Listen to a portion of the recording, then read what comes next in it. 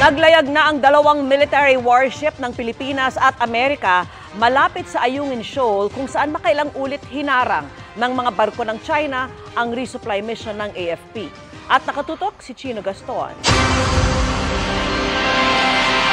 Sabay nang naglayag ang isang guided missile frigate ng Pilipinas at isang guided missile destroyer ng Amerika sa West Philippine Sea. Paghahanda na raw ito sa joint patrols ng dalawang bansa na handa nang ipatupad bagamat hinihintay pa ang formal na pag-aproba. Ito ay para sa enhancement ng ating bilateral interoperability between the US and the Philippines. This to enable yung ating armed forces, both sides, to improve pa yung mga existing na mga doktrina natin, to promote ang free and open Indo-Pacific region, to foster closer cooperation between US and the Philippines. Kabilang sa pinagsanayan ay ang malapitang paglalayag at pagmaniobra ng dalawang barko.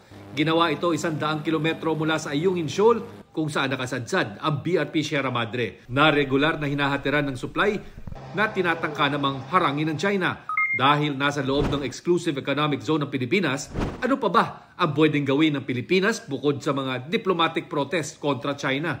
Ayon kay dating Solicitor General at Supreme Court Associate Justice Francis Hardeleza, nakasama sa legal team na nagplano ng arbitration case laban sa China mula 2013 hanggang 2016. Mag-file tayo ng damages.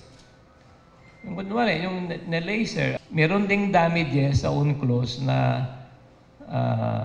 tawag ay exemplary damages. File lang ng file. And then, maybe, perhaps, i-increase ang damages every time. Nagbabala rin si Hardeleza laban sa labis na pagsalig sa tulong ng Amerika para igiit ang mga karapatan ng Pilipinas sa West Philippine Sea. Dahil aniya, gaya ng anumang bagay sa mundo, lahat ito'y may hinihinging kapalit. Para sa GMA Integrated News, Chino Gaston, nakatutok, 24 oras. Mga kapuso, kasama nyo kami 24 oras. Mag-subscribe sa GMA Integrated News sa YouTube. Sa mga kapuso abroad, bisitahin ang GMA Pinoy TV at www.gmanews.tv.